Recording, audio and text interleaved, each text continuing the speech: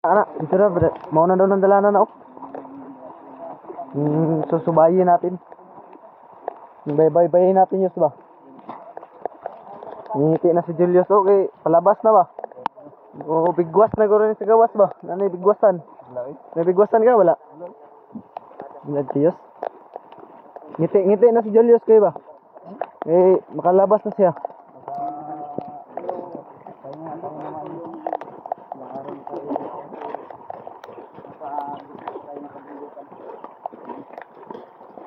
Nadaanan kaming bahay dyan. Walang tao. Pero, Paris House ata yan. Nasa farm niya. Yung sa gitna ng Kamaisan.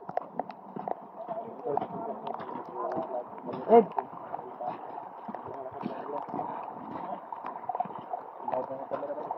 Ha? Kamera mo blurred na? Ay, klaro basta kung makita pa yung tao. Pwede pa yan. Ang importante dyan, may footage ka, may i-upload ka sa ano mo ba? Sa channel mo. Hiram lang ako ng cellphone ni Rematch kasi yung cellphone ko, Jay. Wala na. Ang nangyari Hindi na ma-open. Ha? Palong na. Palong? Ay, paayo to. Tayo. Baka, kailangan na yun ng bago hol ba? Mga nanghanap na yun ng bago. Papalitan na siguro yun. Pwede naman tayong mag-delay pero sa ngayon, wala pa tayong budget rat. Pag ganyan, pag-ipon ka. Ipunan muna natin, no? Ipon muna tayo. Oo nga, nangangarap ako magkaganyan na cellphone kay Bads. Ang haba ng zoom ba? Ganit, pero problema lang. Pinag-iipunan ko naman ha. Mahal-mahal, git. Mahal talaga. Ay halaga talaga, tol. Yeah. Yung pawis ko ba na galing sa mukha ko, parat na ni Jud. Aslom Sila na. nakakadlaw iligo, hol. Pag Saka? Oh, Grabe. naligo ang Sobra bulan. Si Julius, bulan? kumusta na? Ilang araw ka walang ligo? Noy, mga sa semana na tuloy. Sa semana. Oh, Grabe, isang simana. kuno kay nakagi mo. Sapa, ligo pug ko pero wabay kay. May mapa na si Julius sa aliig ba? Oh? Yo, sinto ka muna ngayos. May maapa ka na sa likod ba? Sa kadugay-dugay na ba? Oh? Up yan, up. Idala naman yung Pagbaba natin yun, mag-order tayo sa TikTok Yus ng ano dyan, panglunas dyan. parang bakterya na ano? Sa dugo mo yan. Ang ano ba, sa tubig, dala na rin sa tubig. May bakterya sa tubig. Tol. Sobrang saya dahil nakakita kami ng ano, kalsada. Kakauwi na rin tayo. Nakakauwi na rin tayo sa wakas. Salamat, Lord. At nakababa tayo. Hanap na tayo ng daanan ba? Yung pa ako tol, ay may tinik, maraming tinik. Nakapaa pa rin tayo habang dito. Ay napakatalim ng mga bato. Lakad natin sa bundok. Dahil yung boat ko ay hindi na pwedeng gamitin. Bahay dito, bro. Baka may tao dyan. Manghingi tayo ng tubig ba? Tao po!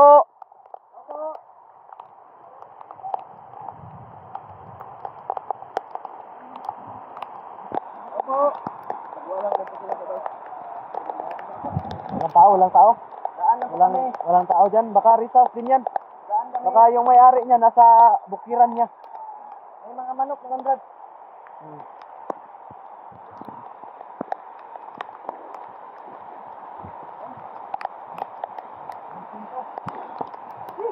Imagine nyo tol, doon pa kami galing sa tuktok.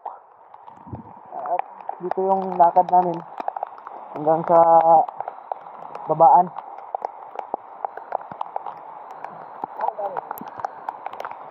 Dib, babay-bayin na. Si Dib yung nakakaalam. Si Dib, magtanong tayo kay Dib ngayon.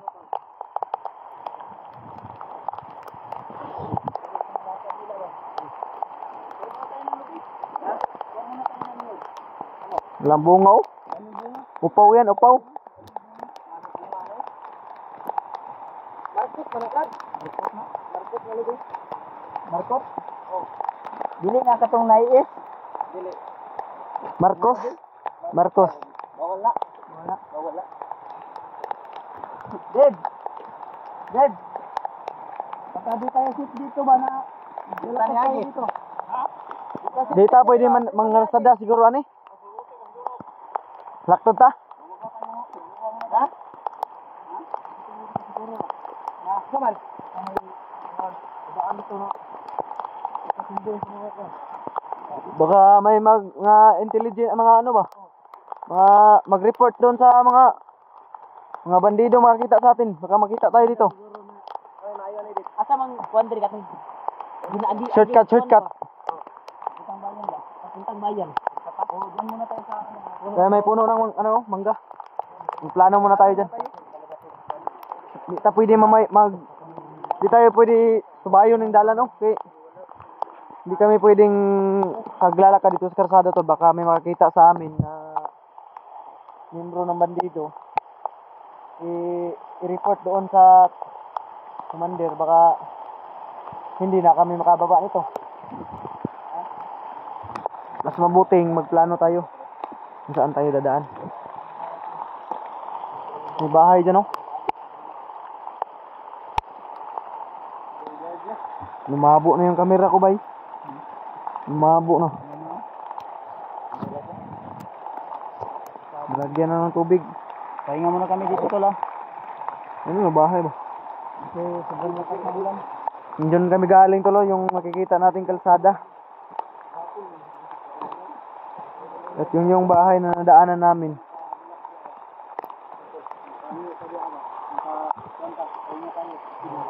Kahit isang araw lang, no? Isang gabi lang.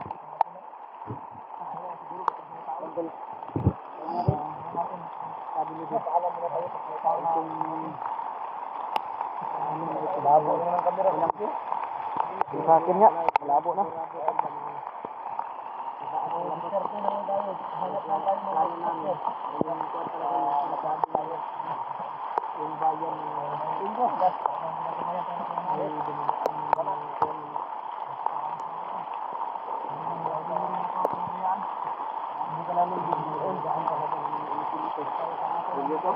Excited na yung Julius mo baba ba? Yes. Ang sakit ng tinik, ah. Tol. Ay. Lalo muna kami, tol. At yung bahay na nadaanan namin, pag may tao siguro, ay makikisuyo muna kami na dyan kami makikiabot muna. At yan kami tumuloy, makikituloy muna kami. Kahit isang gabi lang, hindi kami makahanap ng masakyan pababa, papuntang bayan.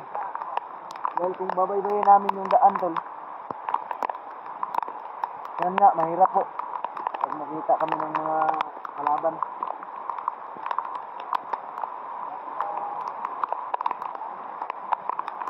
Lakas ang ulan. Pwede.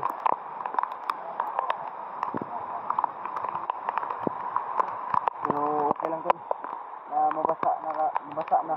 At least pauwi na kami. Ang mahirap doon pag mabasa lahat ng gamit na nasa explore ka pa dahil wala ka nang susupin. Pero may mga nakabalot naman na silupin yung mga gamit namin sa bag, tol. Sila Kuya Bad, nagpaplano sila kung anong mas mabuting plano, kung anong mas ikabubuti, kung tutuloy ba kami o magpapahinga muna dahil yung katawan namin pagod na pagod. At may iba sa amin dyan na nanghihina at may mga sakit na nararamdaman.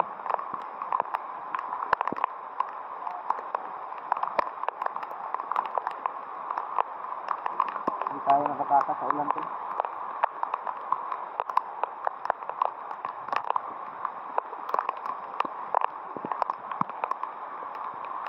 Alas 5 na ng hapon, tol.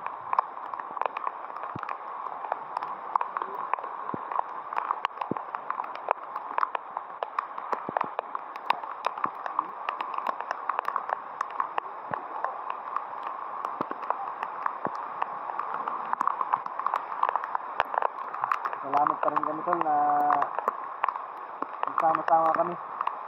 At kita-kita ulit kami.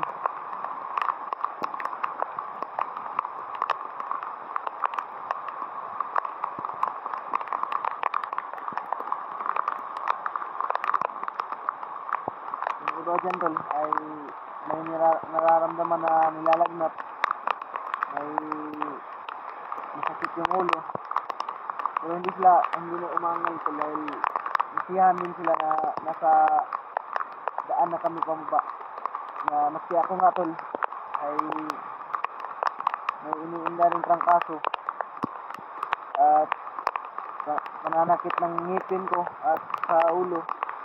May gamot dito sa bag ko tol, kaso pinamigay ko sa kanila lahat dahil nangangailangan sila ng gamot.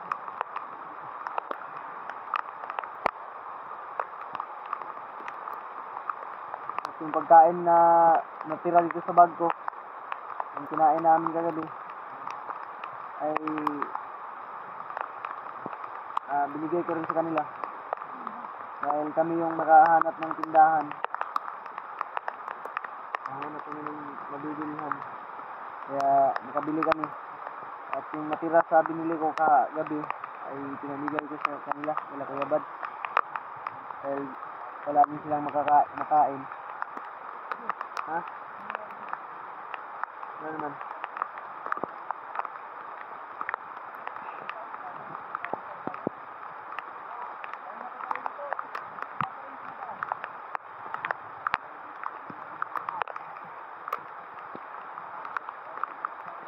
Yun tol, kung mapapansin nyo yung lawak ng bukiring tol na nilalakbayan namin. Doon kami galing sa yung maisa na yun. Kung makikita natin na maisa na yan. At ang likod ng maisa na yan sa bandang ibaba ay dyan kami galing. Nabaybay namin dyan. Yung mga bahay na nakikita natin sa malayo tol, yan o, ay walang tao. Gusto na sana namin humingi ng mga kain at mainom. Mainit na tubig sana. Ngunit pag hingi namin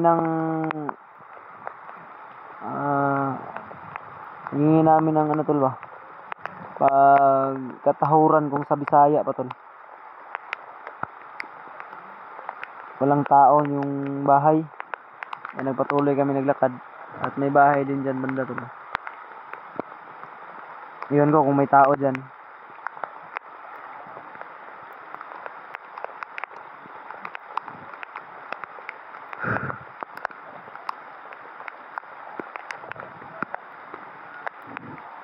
Nakakatuwa lang isipin tol na pababa na kami ngayon. Matatapos na yung paghihirap ng lahat at matutupad na ang pinangako namin sa kapatid nila Kuya Bad, ni Kuya Remark, na si Ate Lilay, na iuwi namin yung padre de pamilya ng mga anak niya. Siguro ko na matutuwa sila dahil ligtas na kami. Ligtas na si Kuya Diwad. Ang mission naman namin sa pagbalik namin tol, akyat, doon na lang namin siyan sa baba pagplanuhan yung tungkol sa pamilya ni Dave, dahil isa din si Dave sa nakatulong sa amin tol. Napakalaking tulong ni Dave sa amin. Hindi mapapadali yung mission namin kung wala si Dave. Kaya tol, sa pagbalik namin, isasama namin si Dave para mag-explore. At si Kuya G-Word, kasama na rin namin siguro. Inihingi ko sa inyo,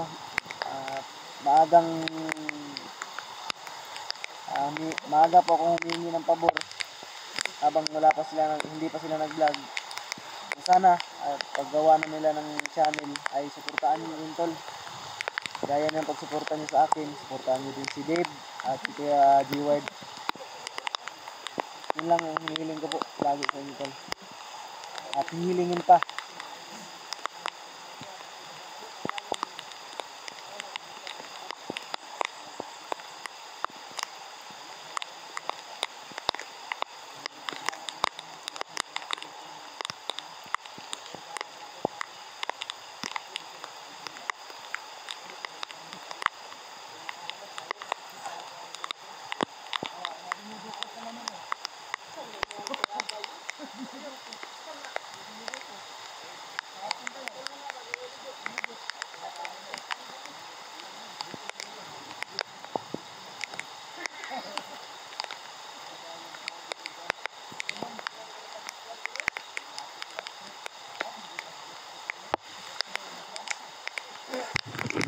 Isa ganda lang, ayun tol, sinisilong muna sila sa malaking puno ng mangga.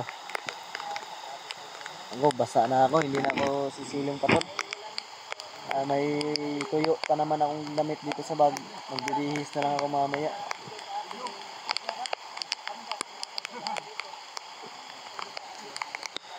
Hintay kami ng dadaan dito tol, baka may dumadaan ditong mga sasakyan.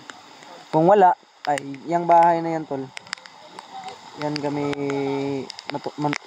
tutuloy muna kung pwede. Kung hindi, wala kaming magagawa.